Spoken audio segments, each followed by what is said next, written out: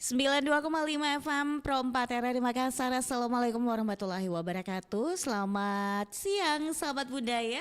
Dimanapun Anda berada, senang sekali untuk siang hari ini kembali lagi bersama saya Dewi Satriani dalam program acara kita yaitu Teras UMKM. Iya sahabat budaya, gimana kabar hari ini? Mudah-mudahan sehat ya, amin ya rabbal alamin. Dan kali ini kita akan membahas terkait dengan Glow Up Ekonomi Lokal, strategi hilirisasi kosmetik Sulawesi Selatan menuju kemandirian industri dalam bingkai Astacita. Baik, sahabat budaya, di studio sudah ada narasumber kita. Beliau adalah APT Lukman M Farm, Ketua Persatuan Perusahaan Kosmetika Indonesia Perkosmi Pengda Sulawesi Selatan. Baik, langsung aja kita menyapa beliau daripada kita berlama-lama. Ya, Assalamualaikum Pak Lukman. Waalaikumsalam warahmatullahi wabarakatuh. Iya, gimana kabar hari ini Pak Lukman? Alhamdulillah baik. Alhamdulillah baik ya. Iya, Pak Lukman, kali ini kita akan membahas seperti yang Dewi katakan tadi ya Pak ya. Nah, tentunya karena ini kan sebagai ketua pertama Perkosmi Pengda Sulawesi Selatan nih yang baru dilantik ya, benar, Ya, akhir betul. tahun 2024 lalu. Betul, 2024. Nah, kira-kira nih apa misi utama dalam membawa industri kosmetik lokal bersaing di level nasional nih?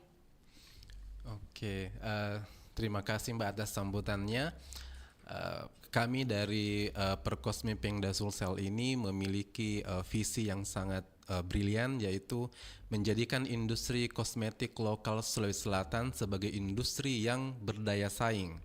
Ya tentunya kan berbasis lokal. Iya. Nah, dan juga harus memenuhi standar keamanan nasional maupun internasional. Jadi visi kami utamanya itu adalah membina terutamanya untuk perusahaan kosmetik, terutama yang masih UMKM, agar mampu meningkatkan kualitas produk, memenuhi regulasi dari Badan POM, serta memperkuat jaringan pemasaran baik nasional, ya tentunya juga kita dorong dia untuk masuk ke tingkat internasional nantinya ke depannya.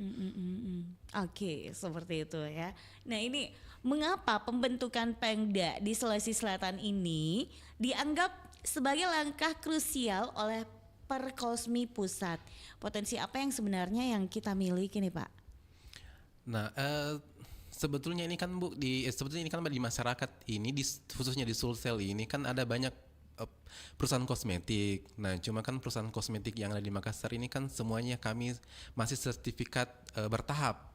Nah, belum ada rule yang bisa kita lihat bahwa yang mana sih yang memang full. Nah, makanya kami berinisiatif gimana caranya agar kita ini saling mendorong, saling mendukung agar semua industri di masyarakat ini, terutama di Sulsel ini bisa semuanya full. Makanya kami membuat organisasi ini, tentunya dukungan dari Perkosmi Pusat Indonesia.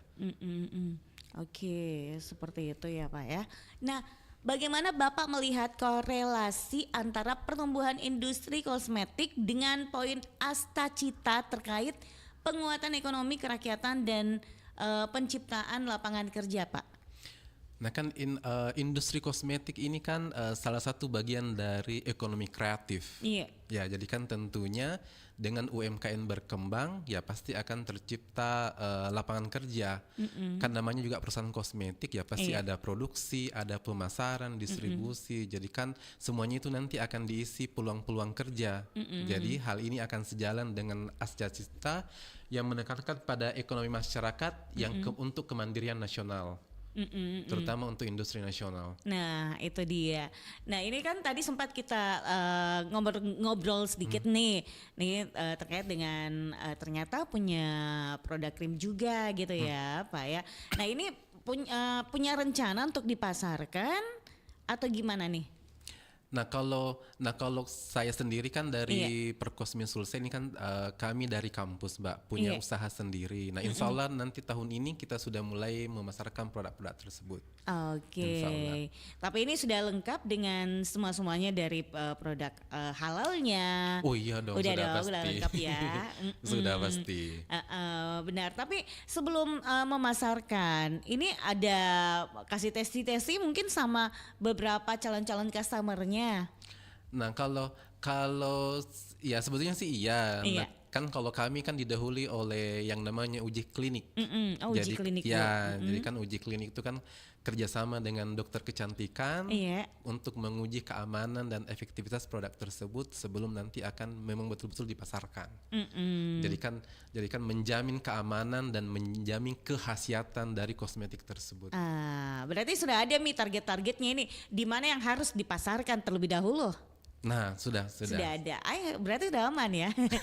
Oke, kalau gitu Pak, sebelum kita lanjut lagi, kita dengarkan lagu dulu ya Pak ya, biar kita lebih semangat lagi.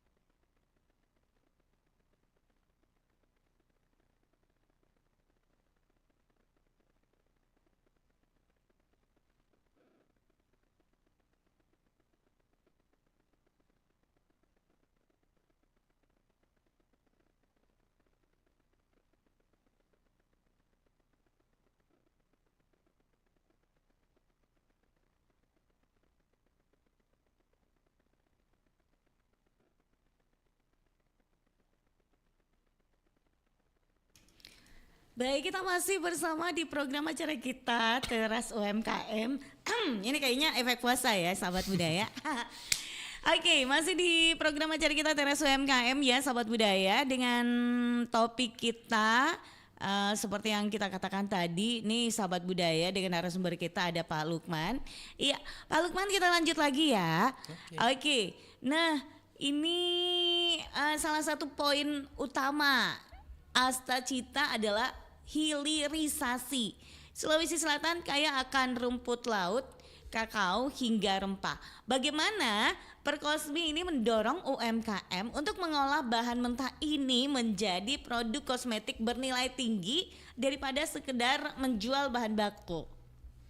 Nah, betul sekali Mbak. Program pemerintah kan sekarang ada namanya hilirisasi melalui program yang triple helix. Jadi kan kolaborasi antara pemerintah, perguruan tinggi maupun industri. Nah, di sini kan nanti tujuan utamanya itu untuk mempercepat hilirisasi riset, meningkatkan kualitas SDM dan mendorong pertumbuhan ekonomi yang inovatif. Jadi pemerintah di sini berperan sebagai regulator maupun fasilitator. Nah, sedangkan kami di industri ini kan butuh inovasi dan inovasi itu kan adanya di dosen dan peneliti. Nah, jadi dengan adanya kolaborasi dari 3 aspek ini, nah kami berharap hilirisasi ini lebih cepat, terutama kan kita di Makassar ini kan ada kosmetik lokal, ya misalnya kayak yang terkenal kan bedak lotong itu kan terkenal sekali. Nah itu kan salah satu kosmetik khas Sulawesi Selatan yang sekarang sudah dikembangkan, Bu. Berarti memang ini adanya kerjasama atau kolaborasi itu yang akan membuat segala sesuatunya akan berjalan dengan lancar gitu ya Pak ya? Ya betul. Oke, nah ini dari kacamata Bapak sebagai seorang apoteker ya, M-Farm ya, sejauh mana kualitas bahan alam Sulsel bisa bersaing dengan bahan baku impor? Nah, kita di Sulsel ini kan punya banyak sekali bahan baku. Ya tentunya kan bahan baku, apalagi kan kita di negara agraris, dikelilingi banyak lautan, ini kan produk-produk kita sangat bagus. Nah cuma kan kami mendorong agar bahan baku tersebut distandardisasi. Jadi gimana caranya agar bahan-bahan baku ini memang betul-betul masuk grade industri. Nah kan biar lebih bersaing lah. Nah karena kan yang daya saing itu kan ditentukan sama kualitas. Jadi ketika bahan baku tersebut terstandarisasi dan memenuhi regulasi, ya sudah pasti akan bersaing. Nah disitulah kami Perkosmi gimana caranya agar UMKM ini nanti akan kita tingkatkan gimana caranya agar produknya semua itu nanti terstandarisasi, buat daya saingnya lebih besar. Yang pasti bahan bakunya nih premium. Oh iya dong. Iya dong. Jadi bukan abal-abal Ya, gitu betul. ya. Jadi kapan bahan bakunya bukan premium tapi abal-abal, nah bahaya nih. Ya kan kualitas produk Kualitas nanti produk itu yang ya diutamakan, terpengaruh, benar ya? betul. Iya. Oke, Pak, apa tantangan terbesar UMKM kita dalam melakukan riset dan pengembangan R&D? Ya benar ya. Ya, betul. Produk agar sesuai dengan standar keamanan BPOM. Nah ini kan sebetulnya ini tantangan besar, ini kan R&D itu kan pusatnya. Karena kan kalau kami di kosmetik kan itulah formulatornya, itulah yang akan membuat. Nah untuk membuat formula itu kan butuh fasilitas riset, butuh biaya pengujian. Nah juga ini butuh pemahaman terhadap regulasi. Nah jadinya kan Perkosmi ini menjembatani antara akademisi yang punya formula, laboratorium dan pemerintah. Nah kita akan menjembatani hal tersebut, gimana caranya agar tantangan-tantangan ini bisa teratasi dengan baik. Jadinya kan dengan adanya kolaborasi ya sudah pastilah tantangan yang ada sudah pasti bisa teratasi dengan cepat. Nah kami masuknya di situ. Iya. Ya. Oke, lagi-lagi yang namanya kolaborasi. Ini bisa dilewati jika ada kolaborasi, ya, tantangan itu ya. Oke, baik. Pak, kita lanjut lagi nih. Banyak UMKM kosmetik terjebak dalam fenomena kosmetik racikan atau ilegal ya, katakanlah ilegal gitu loh. Bagaimana peran Perkosmi dalam mengedukasi pelaku usaha agar taat regulasi namun tetap profit?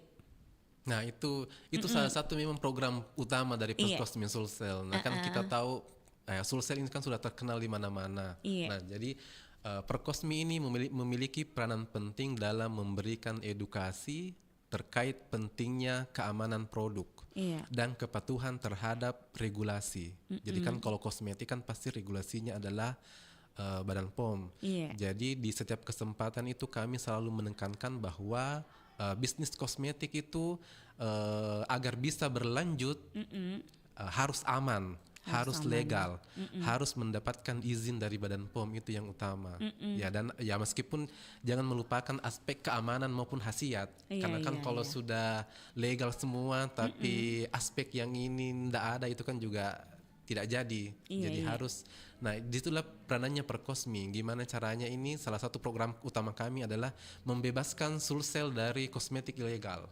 Kosmetik racikan ya. Sebetulnya Perkosmi ini kita akan membina dua arah. Iya, Kita iya. juga bina produsen, kita juga bina industrinya, kita juga bina yang konsumennya. Jadi Oh, kami iya, juga iya. memberikan edukasi ke Edukasi. masyarakat Iya. gimana cara membedakan kosmetik ilegal maupun yang resmi, ataupun kosmetik yang berbahaya maupun yang tidak berbahaya. Iya, Jadi kita iya, iya. lakukan edukasi di dua sisi, baik yang pembuatnya maupun yang konsumennya. Berarti memang sangat penting yang namanya edukasi gitu ya bagi para konsumen, Nah, pengguna gitu ya. Nah kira-kira nih Dewi tanya ya, kalau untuk membedakan yang namanya kosmetik ilegal dan kosmetik legal itu seperti apa ini? nah kan ciri utamanya itu kan harus ada notifikasi. Iya, oh Nah, notifikasinya. notifikasi itu bisa langsung dicek di webnya Badan POM apakah memang betul-betul ini barang ini memang sudah ada izin edar atau tidak. Nah itu kan yang paling utama. Karena notifikasi. banyak nih orang pakai itu tempelan-tempelan Nah barcode betul. gitu. Tapi ya. kan kalau pas dicek itu pasti akan ketahuan. Nah, benar-benar ya. Ini asli atau bukan. Ternyata bukan. Atau- Biasanya Iya kan kadang juga ada Iya. kan notifikasi misalnya tiba-tiba beredar kan, ada yang misalnya yang nakal-nakal. Iya, iya, Yang iya. dilaporkan yang bagus-bagus. Oh ternyata yang yang diedarkan Nah. ternyata bukan yang itu Nah, kan. tapi kan kalau dicek di notifikasi itu kan pasti akan ditarik.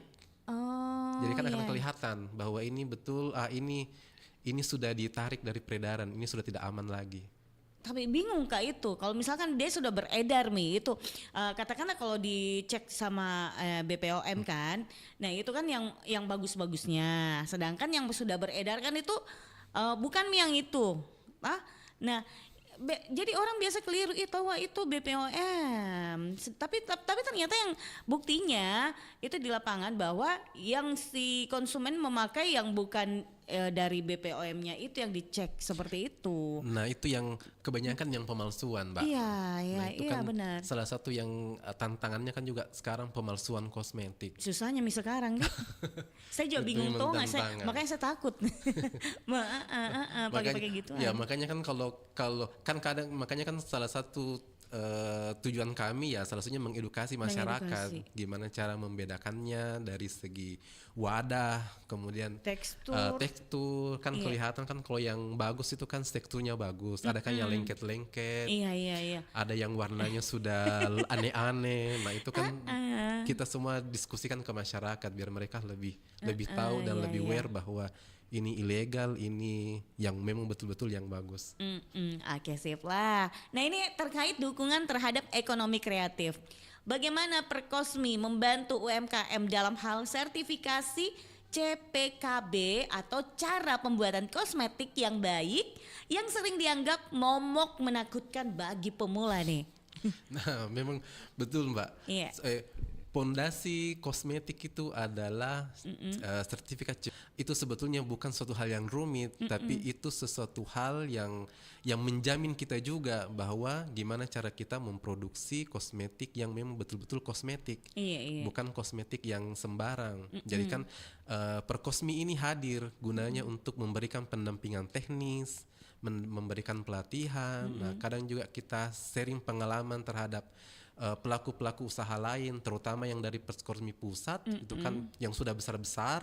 Iya. Nah itu kadang kami undang untuk memberikan edukasi terutama ke teman-teman yang pelaku usaha gimana caranya agar pengurusan sertifikasi ini bisa lebih mudah dan mereka tahu bahwa dokumen-dokumen apa yang harus disiapkan. Iya. Jadinya kan dokumen tersebut tidak bolak-balik lagi, diperiksa, diperbaiki lagi. Jadi kan dengan adanya pendampingan tersebut Iya. lebih cepatlah proses sertifikasinya. Apalagi kan sekarang sudah didukung sama Badan POM. Iya, iya, iya. Badan POM sekarang sudah juga memberikan pendampingan kepada kami di Perkosmi gimana caranya agar CPKB ini bukan lagi sesuatu hal yang susah, Iya, tapi sesuatu hal yang memang mudah. Mudah ya. Siap. Nah, ini kita lanjut lagi nih. Bagaimana strategi Bapak agar produk kosmetik lokal Sulawesi Selatan bisa tuan rumah di negeri sendiri di tengah gempuran skincare impor dari Korea atau China? Nah, ada banyak strategi sebetulnya yang bisa kita lakukan, tapi Iya. yang sekarang ini yang jalan itu bagaimana caranya kita mengangkat keunikan dari bahan lokal tersebut. Iya. Bagaimana caranya meningkatkan kualitas produknya. Nah, tentunya kan dengan adanya cerita-cerita dari masyarakat itu kan akan menjadi brand Iya. buat kita ini yang memang betul-betul yang produk lokal. Nah, kan produk lokal ini kan sebetulnya memiliki banyak keunggulan karena Iya, kan iya. memang asli dari kita. Masyarakat sudah kenal, sudah dekat dengan konsumen dan sudah bisa beradaptasi dengan pasar karena kan sudah turun temurun dari dulu dan masih eksis sekarang. Nah, cuma kan yang kita perlu perbaiki itu kualitasnya Iya, iya. dan perlu di branding ulang Iya. biar lebih kekinian lah. Benar-benar ikut zaman gitu ya. Betul. Oke, sip lah. Baik, sebelum kita lanjut lagi nih pertanyaan yang akan kita berikan pada siang hari ini, kita dengarkan dulu yang berikut ini ya.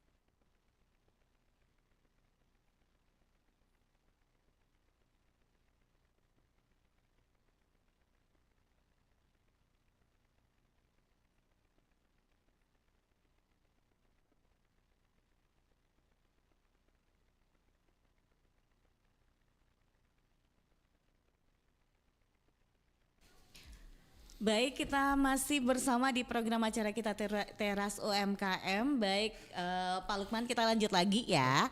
Oke, Asta Cita menekankan pada penguatan sains dan teknologi. Bagaimana Perkosmi Sulawesi Selatan mendorong digitalisasi pemasaran bagi UMKM kosmetik di pelosok Sulawesi Selatan, Pak?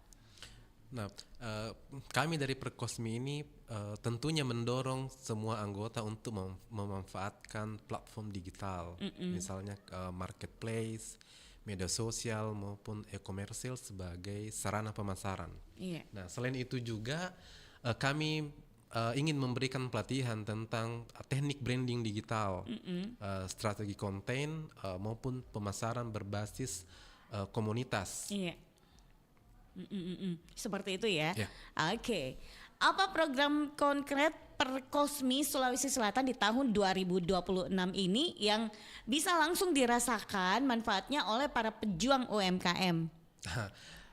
Baru-baru ini bulan kemarin, Februari kemarin kami ada acara di Badan POM, yaitu bimbingan teknis, bimbingan teknis untuk sertifikasi CPKB. Iya. Nah, kadang kan kan sertifikat CPKB ini kan ada 2 tahap, ada yang bertahap, ada yang full. Iya. Nah, kita di Makassar ini kan rata-rata masih bertahap. Iya. Jadi kita dorong gimana caranya agar dengan bimbingan ini kita manfaatkan gimana caranya agar yang tadinya masih dalam status sertifikat kita tingkatkan jadi full. Karena kan kalau full itu kan artinya semua aspek terpenuhi. Kan kalau kita bicara CPKB itu kan ada 12 aspek. Iya. Nah, dengan adanya full maka ke-12 aspek tersebut nanti akan terpenuhi. Jadi produk yang kita hasilkan ini sudah pasti terjamin lah keamanannya karena kan memang sudah full aspek terpenuhi. Iya. Jadi kan kami melakukan hal tersebut dan yang kami undang itu pemilik kosmetiknya sendiri, perusahaannya maupun penanggung jawabnya. Oh iya. Jadi kan siapa tahu penanggung jawab maunya A, tapi kan pengusahanya juga beda. Jadi kan kami undang dua-duanya. Jadi ketika diundang dua-duanya ini kan pasti akan ketemu. Iya. Jadi ketemu antara pengusahanya yang punya usaha sama yang penanggung jawabnya. Iya. Oke, baik.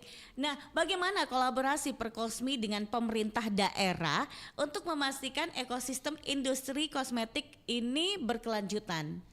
Nah, kalau untuk pemerintah daerah untuk sejauh ini kami belum melakukan pendekatan yang lebih dalam, soalnya kan kami baru terbentuk juga. Jadi kami masih pembenahan internal. Nah, kalau sekarang kami banyak jalin kerjasama dengan BPOM. Iya. Kan sebagai pemberi regulasi. Nah, kedepannya pasti kita akan kerjasama sama pemerintah daerah, terutama untuk pengembangan industri, pelatihan UMKM. Bahkan kami sebetulnya sekarang sudah mau menjajaki dengan Kementerian Koperasi. Iya. Jadi kan karena waktu kami ketemu, karena kan ada programnya untuk pendampingan.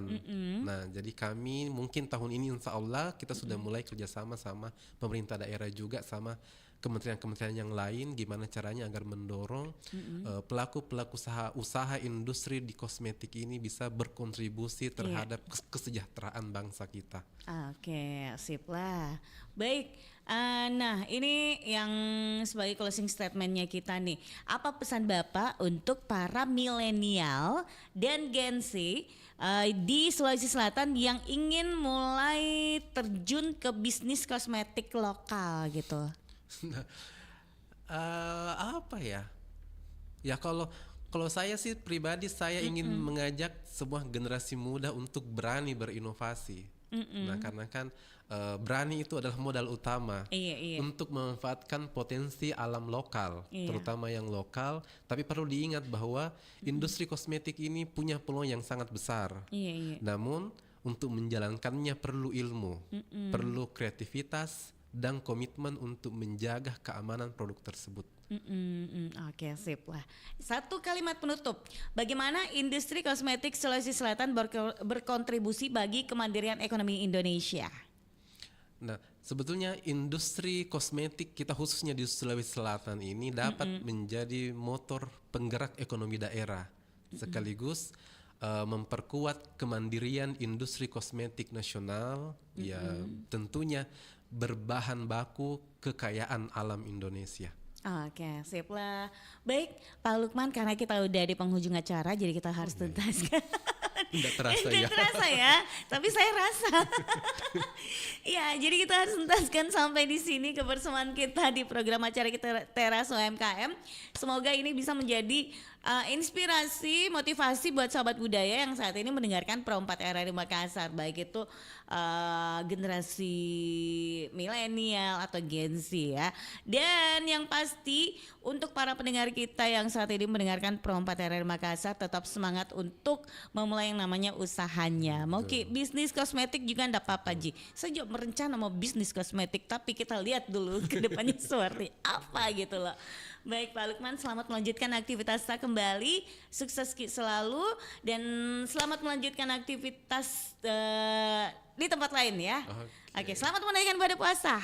Oke, Baik, terima kasih. Assalamualaikum warahmatullahi wabarakatuh. Waalaikumsalam warahmatullahi wabarakatuh.